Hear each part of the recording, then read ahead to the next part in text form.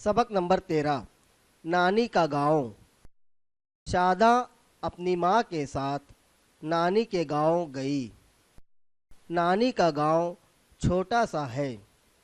शादा के मामू भी वहीं रहते हैं।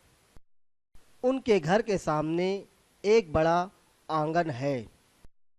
आंगन में चारों तरफ गमले हैं। गमलों में फूलों के पौधे हैं।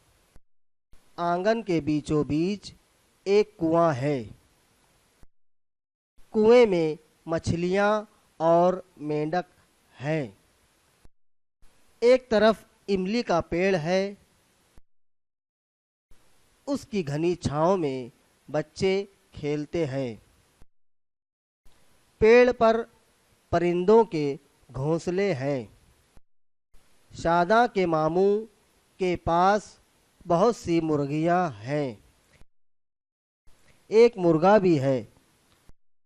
मुर्गा सुबह सवेरे बांग देता है। सब जाग उठते हैं और अपने कामों में लग जाते हैं। शादा गर्मियों में नानी के घर रहना पसंद करती है।